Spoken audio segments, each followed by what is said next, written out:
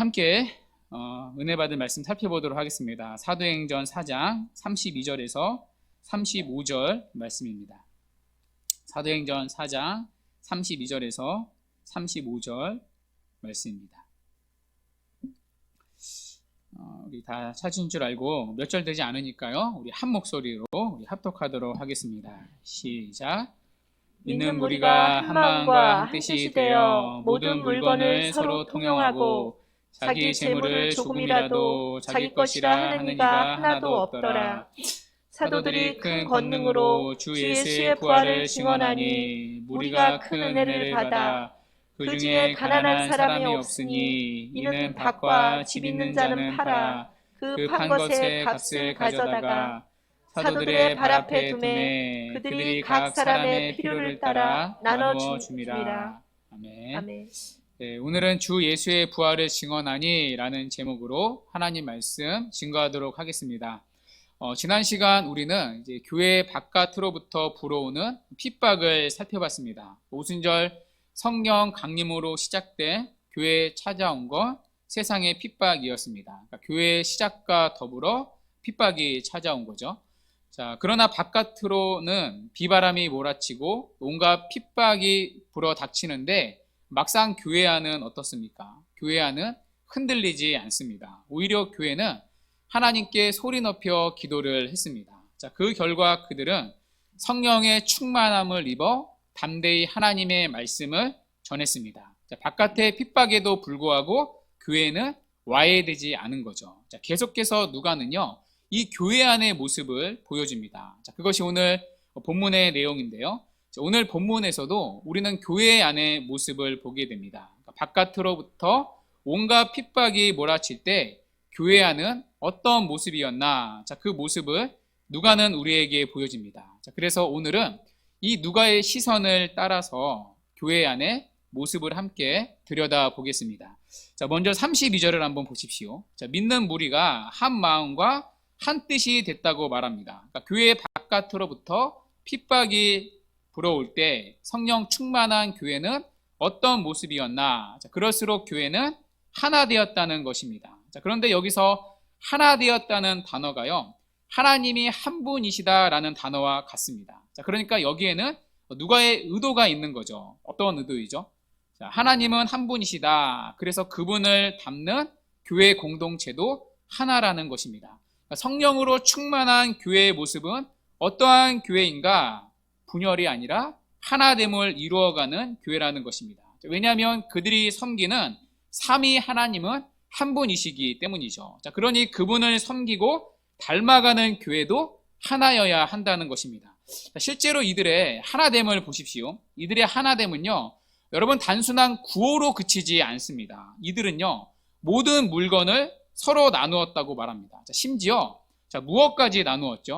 자, 34절을 한번 보십시오. 자, 이들은요, 자신들의 밭과 집까지 팔아서 각 사람의 필요를 채웁니다. 자, 여기서 오해하면 안 되는 것이 있는데요. 지난번에도 비슷한 말씀을 드린 적이 있습니다. 자, 두 가지를 오해하면 안 되는데, 첫 번째는 이들이 소유한 재산을 한꺼번에 답한 것은 아닙니다. 자, 오늘 본문에 보면 이 동사의 시제들이요, 하나같이 미완료 시제입니다. 자, 그 예로, 자, 그 34절에 보면, 밭과 집 있는 자는 팔았다라는 동사가 있죠. 그러니까 여기 팔다라는 동사가 미완료 시제입니다. 자, 그러니까 한 번에 다 판 것은 아니라는 거죠. 그러니까 필요에 따라 점진적으로 팔았다는 뜻입니다. 그 외에 나머지는 자신들의 소유로 여전히 가지고 있었다는 것이죠. 그러니까 쉬운 말로 사유재산권을 인정하고 있는 거죠. 자, 두 번째는요, 모든 성도들의 나눔은 강제적인 것이 아니라 자발적인 나눔이었습니다. 그러니까 누가 시키지도 않았는데 자발적으로 내어놓은 거죠. 그러니까 오늘날 공산주의 체제와는 전혀 다른 거죠. 자, 그래서 한편으로는 더 놀라운 일입니다. 그러니까 시키지도 않았는데 자발적인 나눔이 있습니다. 심지어 자기 것을요, 자기 것이라고 말하는 사람이 없었다고 말합니다. 그러니까 자신들의 집을 팔아 각 사람의 필요까지 채웁니다. 자, 그리고 그 결과가 무엇이죠? 자, 34절 상반절에 보시면 그 중에 가난한 사람이 없었다고 말합니다. 자, 여기서 우리가 주목해야 할 표현이 있는데요. 여기 가난한 사람이 없었다는 표현은요, 누가의 창의적인 표현이 아닙니다. 여기에 가난한 사람이 없었다는 표현이요, 헬라어로 에덴에스라는 단어인데요, 이 단어가 구약에 이미 나온 적이 있습니다. 자, 바로 신명기 15장 4절에 그대로 사용되었는데요. 자, 우리 그 부분 함께 읽겠습니다. 15장 4절 시작. 내가 만일 내 하나님 여호와의 말씀만 듣고 내가 오늘 내게 내리는 그 명령을 다 지켜 행하면 내 하나님 여호와께서 내게 기업으로 주신 땅에서 내가 반드시 복을 받으리니 너희 중에 가난한 자가 없으리라. 아멘. 자, 너희 중에 어떤 사람이 없으리라? 가난한 자가 없으리라. 여기 보면 가난한 자가 없으리라는 표현이 있습니다. 이 표현이요, 오늘 사도행전 본문에 그대로 사용되고 있습니다. 에덴에스라는 단어로요. 자, 그러니까 오늘 본문에 가난한 자가 없다는 이 사도행전의 표현은 신명기의 이 약속이 초대교회에서 드디어 이루어졌다는 뜻입니다. 자, 그러면 이 신명기의 약속, 이 복은 어떠한 복인가? 자, 먼저 이 구절의 배경을 우리가 좀 알아야 하는데요. 그 배경이 바로 위에 있는 신명기 15장 1절에 나옵니다. 자, 1절 함께 읽어볼까요? 시작.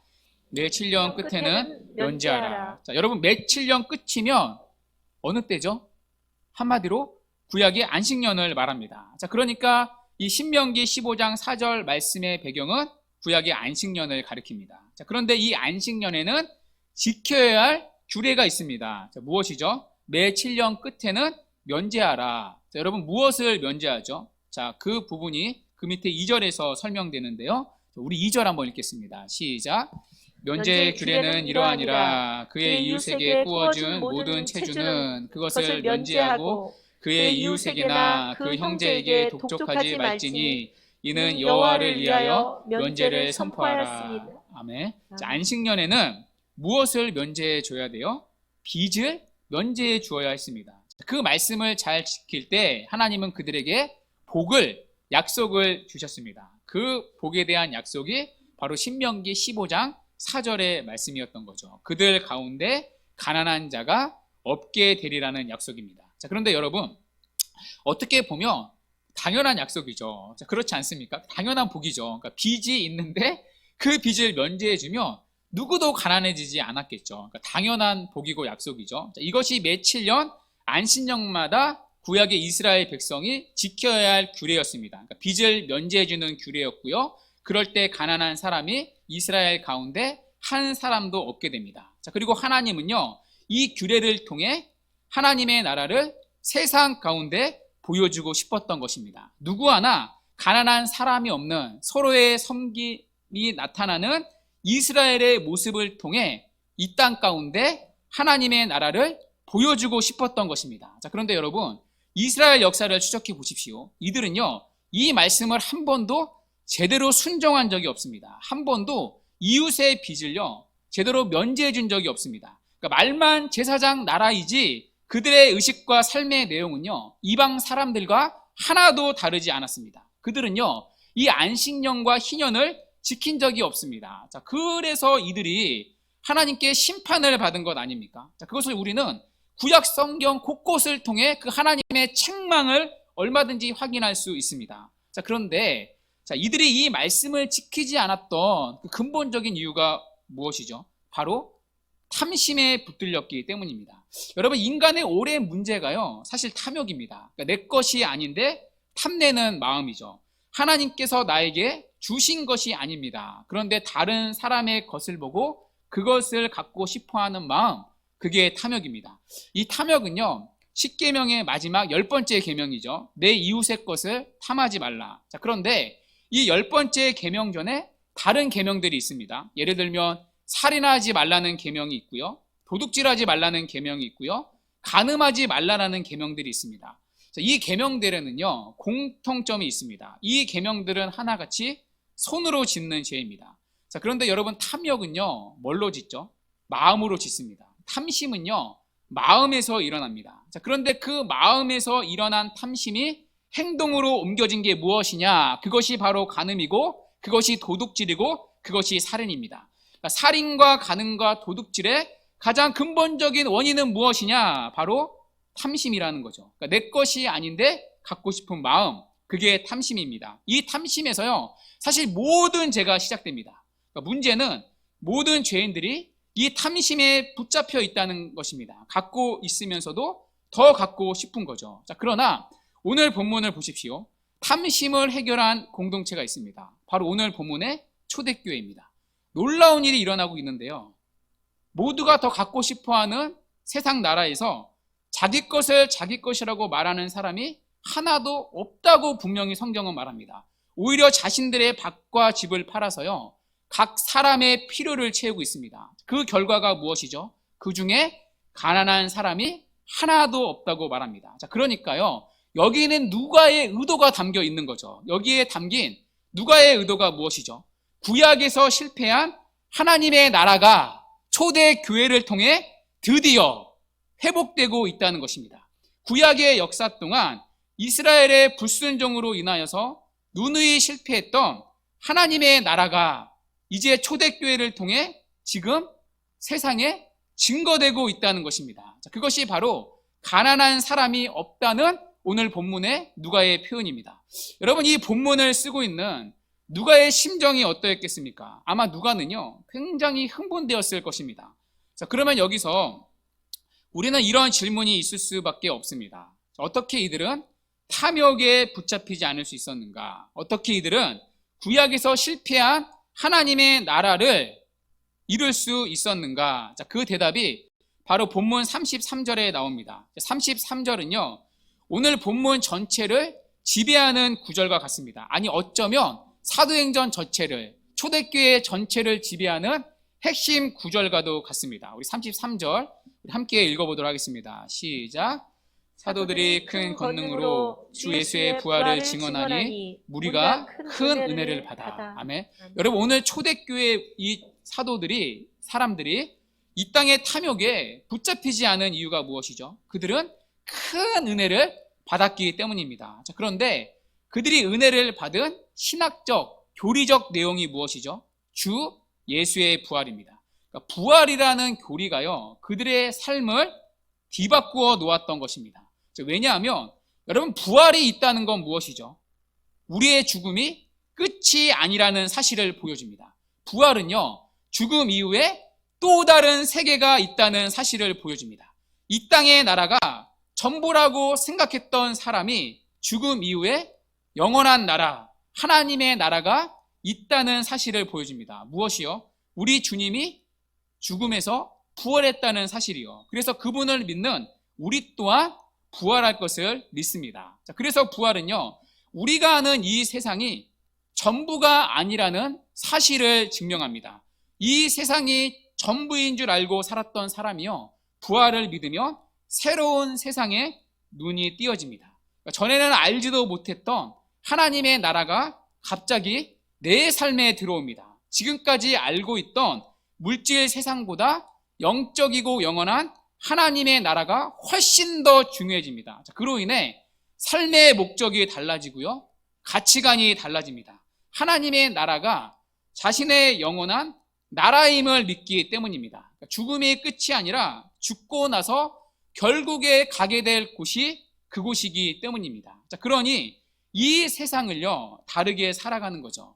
이 세상을 살아가되 하나님 나라를 바라보고 그 나라를 위해 이 땅을 살아갑니다. 거꾸로 살아가는 거죠. 모두가 이 땅의 것을 내려보고 살아갈 때 부활을 믿는 성도는 하나님 나라를 위해 살아갑니다. 여러분, 그 대표적인 예가 사도 바울 아닙니까? 자, 바울은 다메섹 도상에서 부활하신 주님을 만났습니다. 부활하신 주님을 만남으로 그는 하나님 나라를 보았습니다. 부활하신 주님을 따라 자신도 하나님 나라에 들어갈 것을 믿었습니다. 그때부터 바울은요, 더 이상 이 세상을 위해 살아가지 않았습니다. 육신의 안일과 물질적인 풍요를 위해 살아가지 않았습니다. 하나님 나라를 위해 모든 것을 드리는 일에 결코 그는 주저하지 않았습니다. 그래서 그는요, 이렇게 고백을 하는데요, 고린도후서 6장 8절에서 10절 말씀입니다. 제가 너무나 좋아하는 성경 구절 중에 하나인데요, 우리 붙여가지고 10절까지 함께 읽도록 하겠습니다. 시작. 우리는 속이는 자 같으나 참되고 무명한 자 같으나 유명한 자요 죽은 자 같으나 보라 우리가 살아있고 징계를 받는 자 같으나 죽음을 당하지 아니하고 근심한 자 같으나 항상 기뻐하고 가난한 자 같으나 많은 사람을 부유하게 하고 아무것도 없는 자 같으나 모든 것을 가진 자로다. 아멘. 자, 바울은요 속이는 자 같으나 참되다고 말합니다. 그러니까 바울은 이 땅에서 하나님 나라를 소망하며 살았습니다. 자, 그러나 물질 세계만을 믿는 사람들은요 하나님 나라에 대해 말하는 바울이 마치 속이는 사람처럼 보입니다. 그러니까 하나님 나라가 어디에 있냐, 영원한 천국이 어디에 있냐, 속이는 사람처럼 보입니다. 자, 그러나 진실을 말하는 사람은 바울이었다는 거죠. 왜냐하면 그가 믿는 예수님은 죽음에서 부활하신 분이기 때문이죠. 자, 이어서 바울은요 무명한 자 같으나 유명한 자라고 말합니다. 예수님을 따르는 바울은요 모든 명예와 부를 버렸습니다. 세상에서 누구도 알아주지 않는 무명한 자와 같이 살았습니다. 자, 그러나 그는 유명한 자라고 스스로 말합니다. 왜냐하면 하나님께서 그런 자신의 이름을 기억해 주시기 때문입니다. 자, 이어서 바울은요 징계를 받는 자 같으나 죽임을 당하지 않는다고 말합니다. 자, 그에게는 육신적인 목숨이 절대적인 가치가 아니었습니다. 육신적인 죽음보다 하나님 안에서 얻는 영원한 생명이 더 중요했기 때문이죠. 이어서 그는요 가난한 자 같으나 많은 사람을 부유하게 했다고 말합니다. 바울은 세상적으로는 가난하게 살았습니다. 그러나 하나님 앞에서는 누구보다 훨씬 더 부한 사람이었습니다. 물질적으로는 아무것도 가진 것이 없어도 하나님 안에서 모든 것을 가졌기 때문입니다. 여러분, 이런 고백을요 누가 드릴 수 있겠습니까? 너무나 역설적인 고백 아닙니까? 하나님 나라에 대한 믿음이 없이는 누구도 할 수가 없습니다. 보이지 않는 하나님 나라에 비하면 눈에 보이는 이 세상은 아무것도 아니라는 믿음, 하나님 안에서 주어지는 영원한 생명에 비하면 육신의 목숨은 한순간의 꿈이라는 믿음, 그렇기에 온 세상을 다 잃어도 하나님을 가지면, 그분을 만나면 아쉬울 것 없다는 믿음이 있어야 이런 고백을 할 수가 있습니다. 하나님의 나라에 대한 믿음이 세상을 보는 눈을 뒤집어 놓은 것입니다. 무엇을 통해서요? 부활을 통해서요. 그래서 부활의 안경을 쓰면요 세상을 뒤집어 보고 거꾸로 살게 되어 있습니다. 부활이라는 안경을 쓰면요 눈에 보이지 않는 세계가 드러납니다. 우리의 목숨이 전부가 아니라는 사실이 드러납니다. 육신이 전부가 아니고 물질이 전부가 아님이 분명해집니다. 죽음이 끝이 아니라 영원한 것이 있고 영원한 세상에 있음이 드러납니다. 우리의 존재는 이 땅에서의 몇십 년으로 끝나지 않고 죽음의 단계를 지나 새 하늘과 새 땅, 영원한 하나님 나라에서 계속될 것이 보여집니다. 그래서 인생의 성공은 자신의 욕망을 이루는 것이 아니라 하나님의 뜻을 이루는 데 있다는 사실이 믿어집니다. 부활을 믿으면 이렇듯 세상이 거꾸로 보입니다. 자, 그렇게 믿지 않는 사람들과 다른 방식으로 살아갈 수밖에 없습니다. 자, 그러니 부활을 믿으면 뒤집어 보고 거꾸로 살아간다고 말합니다. 자, 오늘 본문을 보십시오. 이들은요 예수님의 부활에 큰 은혜를 받았습니다. 부활의 교리가요 참으로 믿어졌다는 뜻입니다. 그들은 부활을 통해 새로운 나라에 눈을 뜨게 되었습니다. 새로운 눈이 떠지니 거꾸로 살아갑니다. 탐욕에 붙들린 세상에서 오히려 자신의 것을 내놓습니다. 여러분, 새로운 눈이 떠지지 않으면요 내가 가지고 있는 세상의 것을요 절대 내놓지 못합니다. 아무리 교회를 오래 다닌다 할지라도요 이 새로운 눈이 떠지지 않으면 절대로 다르게 살 수가 없습니다. 하나님 앞에 절대로 물질을 제대로 드리지 못합니다. 여러분, 어떻게 드립니까? 어떻게 번 돈인데요? 이 세상이 전부인데요. 하나님 나라를 수없이 듣지만 자신과는 결국에는 무관한 나라인데요. 자, 그런데 내놓는 사람들이 있다는 것입니다. 어떻게 해서든지 물질을 모으려고 불리려는 세상에서 거꾸로 살아가는 사람들이 있다는 것입니다. 이 세상 너머에 있는 하나님 나라에 대한 새로운 눈이 뜨여졌기 때문입니다. 부활을 통해 영원한 하나님의 나라, 그 영적인 나라를 보게 되었기 때문입니다. 그러니 이 세상 나라가 한시적으로 보이는 거죠. 이 세상 나라에 마음을 빼앗기지 않는 거죠. 이 세상 나라에 더 이상 가치와 의미를 두지 않고 살아가는 거죠. 그러니 이 세상의 것을 더 이상 악착같이 추구하지 않는 거죠. 더 이상 물질에 매이지 않는 거죠. 여러분, 이때 사도행전의 그때나 지금이나 여러분 사람들의 마음은요, 사실 전부 다 돈에 있습니다. 돈에 매여 있죠. 자, 그러나 예수의 부활이 믿어지자 땅에 매이지 않습니다. 탐욕에 매이지 않습니다. 그러니까 물질마저도 나눌 수 있게 되는 거죠. 이것이 바로 부활을 만난 성도들의 힘입니다. 거꾸로 살아가는 거죠. 자, 그러나 반대로요, 이 땅의 나라가 천부라고 믿는 사람들은요, 이 땅의 것을 위해 살아갈 수밖에 없습니다. 당연하죠. 그것을 우리는 빌립보서 3장 19절 말씀을 통해 확인할 수 있습니다. 한번 살펴본 적이 있는데요, 3장 19절 다시 한번 읽겠습니다. 시작. 그들의 마침은 멸망이요 그들의 신은 배여 그 영광은 그들의 부끄러움에 있고 땅의 일을 생각하는 자라. 아멘. 아멘. 바울은요, 이 세상 나라에 속한 사람들의 모습을 세 가지로 설명합니다. 첫 번째, 그들의 신은 배라고 말합니다. 그러니까 자기의 이 배를 자기들의 하나님으로 삼는다는 뜻입니다. 이 말은요, 육체적인 만족을, 풍요를 최고의 목표로 두고 살아간다는 뜻입니다. 그러니까 그들은 영적인 것에 관심이 없습니다. 모든 관심이 배, 육적인 것에 있는 거죠. 그들의 관심은 이 땅에서 좀 더 배부르고 좀 더 모으고 좀 더 편안하고 좀 더 누리고 살아가는 것입니다. 자, 그러니까 교회를 나와도 전부 다 어떤 기도만 있겠어요? 조금 더 달라라는 기도밖에 없는 거죠. 전부 다 기도가 달라라는 기도입니다. 만족이 없는 거죠.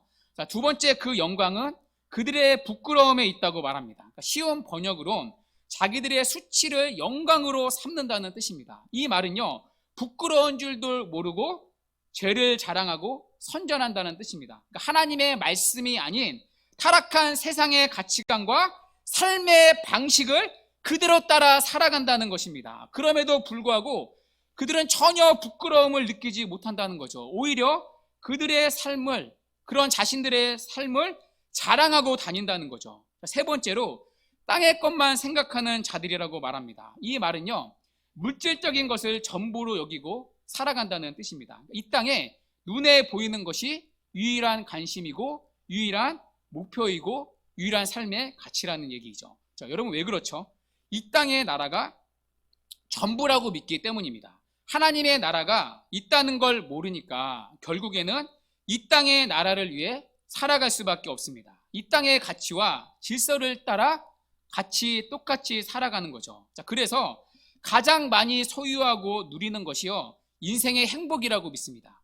어떤 사람은 대놓고 그렇게 하고요, 어떤 사람들은 교회를 다니면서도 은밀하게 하는 차이만 있을 뿐 모두가 같은 목적을 위해, 같은 방식을 위해 살아갑니다. 자, 그러나 다른 세상이 있다는 사실에 눈을 뜰 때요, 우리는 다른 사고를 가지고 다르게 살아갈 수 있습니다.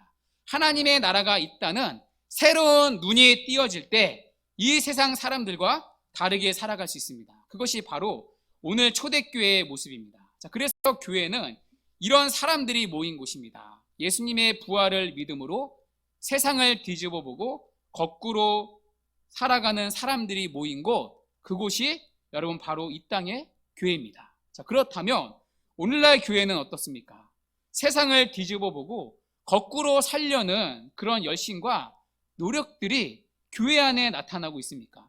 그런 열심과 노력 때문에 세상과는 전혀 다른 일, 믿지 않는 사람들은 상상할 수 없는 신기하고 놀라운 일들이 교회 안에 일어나고 있습니까? 오늘 본문의 모습처럼 말입니다. 어쩌면 불행하게도 세상의 가치관과 원리와 질서가 교회 안에 그대로 들어와 있지는 않습니까? 교회 안에서 나타나는 일들이 세상보다 나을 것이 별로 없지는 않습니까? 아니, 오히려 교회가요, 세상보다 못한 경우가 있지 않습니까? 우리가 교회로 모이는 이유는요, 세상에서 더 성공하기 위해서가 아닙니다. 예수를 믿음으로 세상적인 복을 조금 더 누리기 위해서 교회로 모이는 게 절대로 아닙니다. 여러분, 늘 잊으면 안 됩니다. 성도는요, 부활을 믿는 사람들입니다. 부활을 통해서 이 세상이 아니라 하나님의 나라를 바라보고 그 나라를 위해 이 땅을 살아가는 자입니다. 부활을 믿는 자들이죠. 그래서 우리는 세상을 뒤집어 보고 거꾸로 살기 위해 날마다 교회로 모이는 것입니다. 그것을 위해 예배가 있고요. 그것을 위해 여러분이 모이는 다락의 교제가 있는 거고요. 그것을 위해 기도가 있습니다. 그것을 연습하기 위해 교회로 모였다는 사실을 늘 우리가 여러분 잊으면 안 됩니다. 이런 의미에서 교회는요, 역차별의 공동체입니다. 지난번에도 말씀드린 적이 있는데요. 역차별은 세상의 차별 기준이 뒤집어지는 것을 뜻합니다. 세상에서는 똑똑함이 차별의 기준이라면 교회에서는 똑똑하지 못한 사람이 여러분 더 존중받아야 합니다. 세상에서는 부자가 행세를 한다면 교회 안에서는 부자는 낮아져야 하고 가난한 사람이 높임을 받아야 합니다. 세상에서는 모두가 신분 상승을 위해 노력한다면 교회에서는 서로 낮아지기를 힘써야 합니다. 세상에서는 이름이 난 좋은 대학에 가는 것이 자랑이지만 교회에서는 믿음 안에서 하나님이 주신 자신의 소명을 찾아 상대적으로 이름 없는 대학에 진학하는 것이 자랑이 될 수 있어야 합니다. 그러므로 여러분, 교회로 모여서 교제를 나눌 때 자랑하는 말을 하게 된다면 여러분 조심하시기 바랍니다. 자랑하는 대상이 무엇이냐에 따라 그 사람의 믿음의 실력이 드러납니다. 제가 신학대학원을 졸업하고 공부를 좀 더 하기 위해 석사과정에 진학했습니다. 작년에 겨우 어렵게 졸업을 했는데요. 그때 저를 가르치셨던 전공 교수님이 한 분 계십니다. 자, 그런데 그분은요, 첫 수업 시간에 반드시 꼭 첫 번째로 빠뜨리지 않고 모두에게 묻는 질문이 있습니다. 바로 출신 대학입니다. 그러니까 수업을 듣는 학생들에게 출신 대학을 전부 다 물어봅니다. 그러니까 출신 대학으로 그때부터 사람을 나누는 거죠. 자, 그 안에는 자신이 한국에서 인정하는 최고의 대학을 나왔다는 자부심이 있었습니다. 미국에서도 최고의 대학을 나왔어요. 그러니까 처음에는 그런가 보다 싶었는데요. 그 자랑을 거듭 들으면서 실망을 했습니다. 그러니까 평생 신학을 연구한 분이 고작 자랑할 것이 세속적인 성공뿐인가, 그런 의문이 들었습니다. 만일 믿는다는 우리도 마찬가지인 거죠. 믿는다는 사람들이 모여서 주고받는 자랑이 자녀가 명문대학에 진학한 것, 유명한 직장에 취직한 것, 최고급 차를 소유한 것, 호화로운 여행을 다녀온 것, 값비싼 물건을 많이 가지고 있는 것, 많이 배운 것, 혹은 화려한 이력을 가진 것, 이런 것들이 대부분이라며 여러분 부끄러움을 느낄 수 있어야 합니다. 그것은요, 세상을 뒤집어 보지 못했다는 뜻이기 때문입니다. 믿음의 실력이 형편이 없고 아직 복음이 무엇인지를 전혀 알지 못했다는 증거이기 때문입니다. 자, 그런데도 그런 것으로 자꾸 자신을 드러내고 사람을 차별하는 마음이 있다면요, 여러분 그 사람의 실력은 더욱 형편없다는 뜻입니다. 여러분, 바라기는 여러분이 그런 사람으로 머물지 않기를 바랍니다. 여러분, 교회의 실력은 무엇이고 교회의 자랑은 무엇입니까? 하나님께서 교회를 통해 지금도 이루고 싶어하는 것이 무엇입니까? 많은 교인의 숫자와 교회의 건물과 재정이 아닙니다. 하나님은 거기에 관심이 있지 않으십니다. 여러분, 오늘 사도행전을 기록한 누가의 관점을 따라가 보십시오. 초대교회는 베드로의 설교를 통해 3,000명의 단번에 회심을 했습니다. 그리고 이어서 5,000명이 회심을 했습니다. 그러나 성경은요, 숫자에 관심을 두지 않습니다. 여러분, 우리가 살펴보았던 사도행전을 다시 복기해 보십시오. 숫자에 대한 기록은요, 딱 2군데가 전부입니다. 그것도 그냥 숫자만 달랑 기록되어 있습니다. 거기에 누가는 분량을 조금도 할애하지 않습니다. 자, 그런데 계속해서 누가가 그려내고 있는 초대교회의 모습은 무엇입니까? 그들 안에 달라진 삶의 변화입니다. 구약에서 실패한 하나님의 나라가 교회를 통해 지금 이루어지고 있다는 것입니다. 그리고 그 일이 가능했던 이유는 무엇이냐? 그들은 주 예수의 부활에 큰 은혜를 받았기 때문입니다. 주 예수의 부활에 참으로 눈을 뜬 자들이기 때문입니다. 그들은 부활을 진짜 믿음으로 하나님의 나라라는 영적이고 영원한 나라에 눈을 뜬 자들이기 때문입니다. 그들이 모인 곳이 바로 이 땅의 교회입니다. 이것이 하나님이 누가를 통해 보여주고 싶어 했던 여러분 교회의 모습입니다. 그러므로 교회의 유일한 자랑은요, 세상과 다른 가치관과 원리가 얼마나 우리 안에 실천되고 있는가 있습니다. 그러므로 교회의 실력은요, 눈에 보이는 세상의 나라에서 보이지 않는 하나님의 나라를 우리가 얼마나 삶 가운데 보여주며 사는가에 있습니다. 목회자와 교인들이 생각하고 말하고 행동하는 것이 얼마나 진짜로 뒤집어져 있는가에 있습니다. 세상을 뒤집어보고 거꾸로 사는 실력이 우리 안에 얼마나 있는가에 있습니다. 자, 그렇다면 여러분은 어떤 세상에서 살고 있습니까? 하나님을 믿는다 하면서도 혹시 눈에 보이고 손에 잡히는 것이 전부라고 믿고 살지는 않습니까? 지금 우리가 알고 있는 이 세상이 마치 하나님을 믿는다 하면서도 전부라고 여기지는 않습니까? 그래서 믿을 것은 여전히 이 세상의 것들이라고 여기지는 않습니까? 그래서 여전히 탐욕에 붙들려 살지는 않습니까? 물론 이 세상을요, 거꾸로 살아가는 것이 절대 쉬운 게 아닙니다. 때로는 불편을 감수하는 일이고요, 손해보는 일이고요, 어렵게 사는 일입니다. 또한 왕따를 당하고요, 가족으로부터까지도 미움을 받는 일입니다. 무엇보다 우리의 타락한 욕망이요, 사실 이것을 거부합니다. 자, 그렇게 뒤집어보고 거꾸로 살기 위해서는요, 무엇보다도 확신이 필요합니다. 예수님의 부활에 대한 확신, 우리의 부활에 대한 확신, 하나님 나라에 대한 확신, 그리고 영원한 것에 대한 확신입니다. 그런 확신이 있을 때 타락한 이기심을 극복하고 이 세상에 대한 사랑하는 마음을 극복하고 거꾸로 살 용기와 의지를 얻을 수 있습니다. 자, 그러므로 우리가 기도해야 할 것이 있는데요, 날마다요, 바로 이 확신을 위한 기도입니다. 이 세상의 나라에서 하나님의 영적인 나라를 볼 수 있는 내일의 믿음의 눈, 확신의 눈을 열어달라는 기도입니다. 자, 그러기 위해 먼저 예수님의 부활이 정말 우리 가운데, 우리의 심령 가운데 날마다 새롭게 믿어지기를 기도하셔야 합니다. 여러분, 곧 있으면 부활주일인데요, 정말 바라기는 우리 안에 참된 부활의 신앙이 열리기를 기도하셔야 합니다. 특별히 바울의 기도, 우리가 마지막으로 하나 기억했으면 좋겠는데요, 바로 에베소서 1장 18절에 바울의 간절한 에베소 교회를 향한 기도의 제목입니다. 너희 마음의 눈을 밝히사 그의 부르심의 소망이 무엇이며 성도 안에서 그 기업의 영광의 풍성함이 무엇이며, 여기 기업은요, 하나님의 나라를 말합니다. 그러니까 바울은 너희의 마음의 눈을 밝혀달라 기도하는 거죠. 우리의 마음의 눈을 밝히셔서 그 영적이고 영원한 하나님의 나라의 영광의 풍성함을 날마다 보게 해달라는 기도입니다. 여러분, 우리의 눈이 열리지 않는 한 우리는요, 하나님 나라를 볼 수가 없습니다. 왜냐하면 영적인 나라니까요. 성령 하나님께서 우리의 눈을 열으사 부활하신 주님이 계시는 하나님 나라를 보여주셔야만 우리는 하나님의 나라를 볼 수가 있습니다. 바라기는 성령 하나님께서 오늘 초대교회 성도들처럼 우리에게도 이런 부활의 큰 은혜, 믿음을 주시기를 기도합니다.